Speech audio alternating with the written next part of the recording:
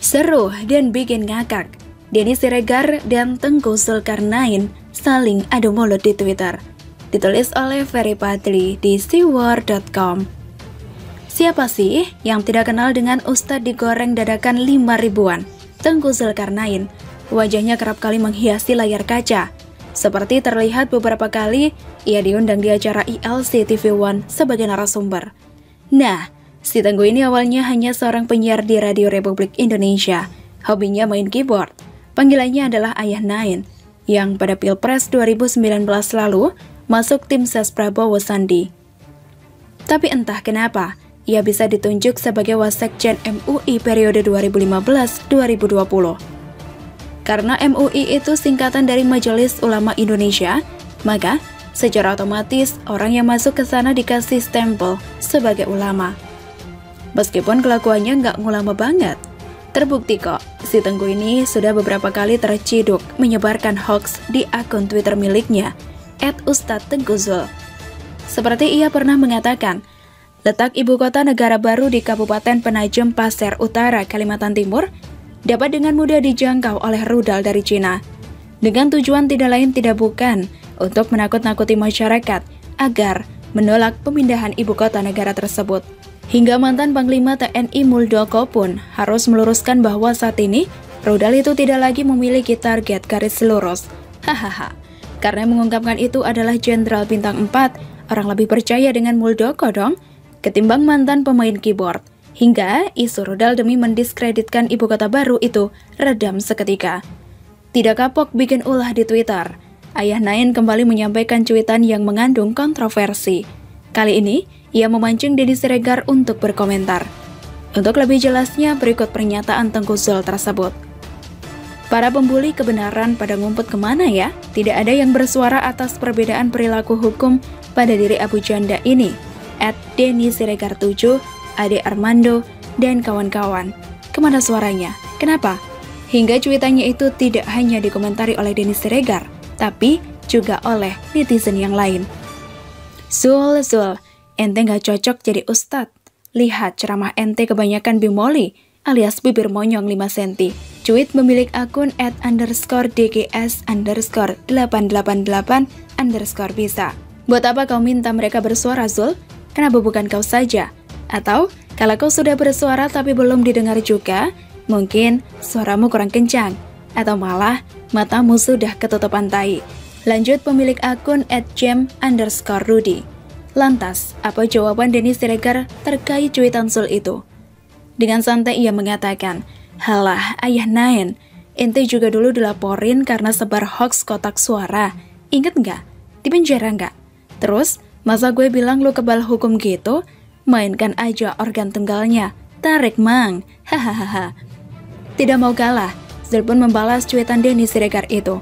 Terkait hoax surat suara yang dulu pernah disebarkannya, ia ngeles kalau dirinya kala itu sekedar bertanya.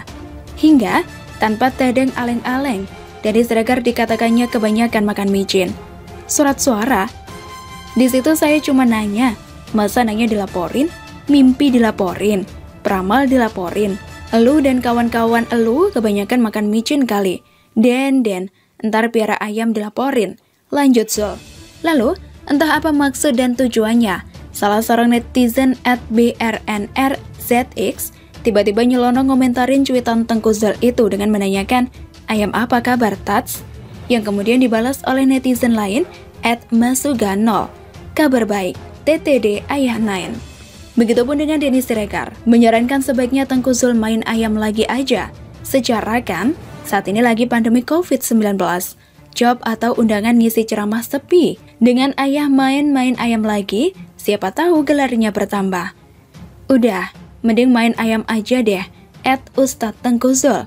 Kan pandemi, job-joban sepi, undangan gak ada, amplop berkurang. Siapa tahu kalau sering main ayam punya gelar baru selain ustadz, yaitu Chicken Wings. Keren kan gelarnya? Lanjut Denny Siregar. Hingga ada yang bertanya, ngadu ayam sambil main organ tunggal bisa nggak ya? Cuit @a_iska. Hahaha.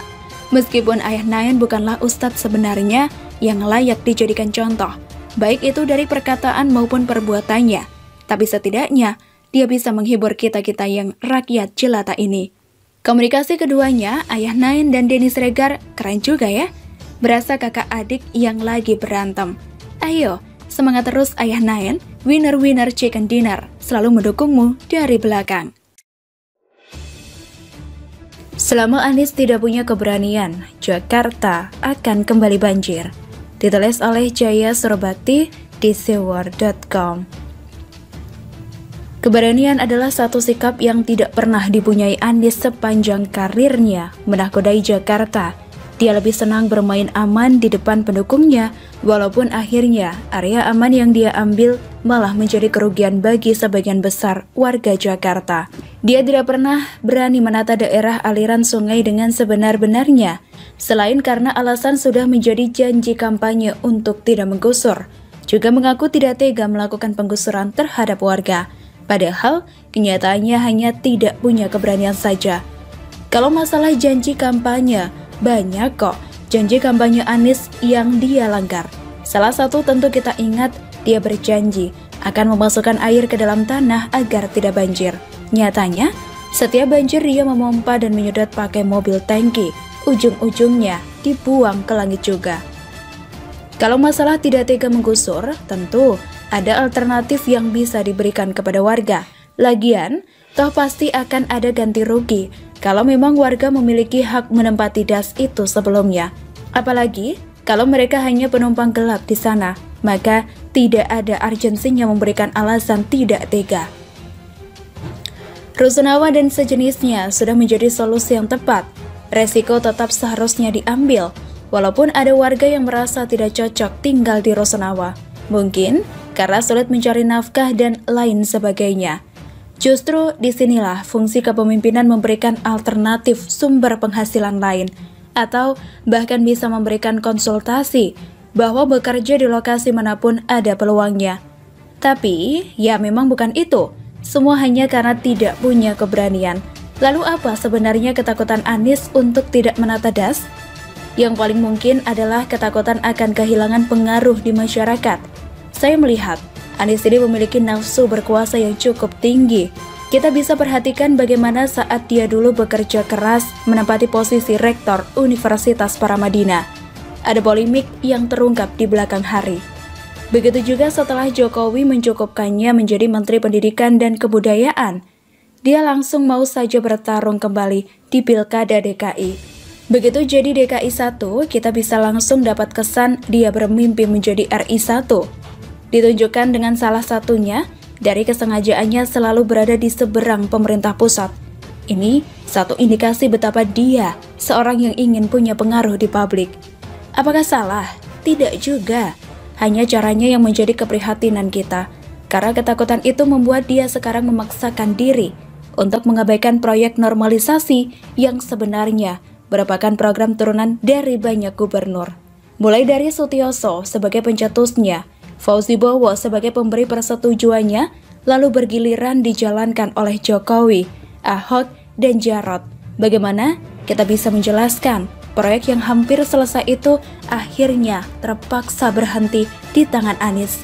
Bukankah sangat disayangkan banjir yang seharusnya sudah teratasi malah tetap menjadi hantu yang menakutkan bagi warga Jakarta?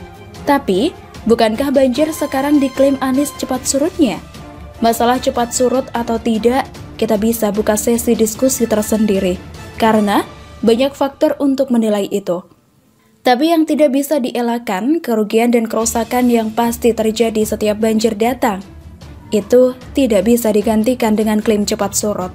Ratusan miliar sampai dengan triliun hilang dari perputaran ekonomi. Dari begitu banyak jenis usaha dan bisnis yang ada di tengah warga, tidak sepantasnya kita sepelekan dengan alasan banjirnya cepat surut. Bikin sakit hati saja.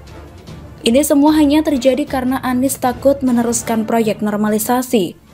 Karena ingin menjaga suara dari orang-orang yang selama ini berseberangan dengan pemerintah, yaitu mereka-mereka yang memang tidak peduli dengan kondisi Jakarta, tapi hanya peduli dengan nafsu politik mereka sendiri pula, 11-12 dengan Anies. Anies pasti takut sekali bila dukungan suara dari pihak ini akan hilang nantinya, dan dia yakin suara mereka hanya bisa dipertahankan selama Anies mau menuruti kesukaan mereka. Dalam hal pengendalian banjir ini, mereka lebih suka Anies membangkang ke pemerintah pusat. Bahkan, mereka bisa jadi merasa satu keuntungan dengan terjadinya banjir yang berulang-ulang di Jakarta. Apa itu?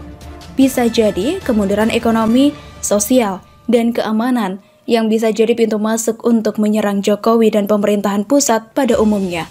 Tapi, kalau bicara keberanian, bukankah Anies sosok yang berani malu?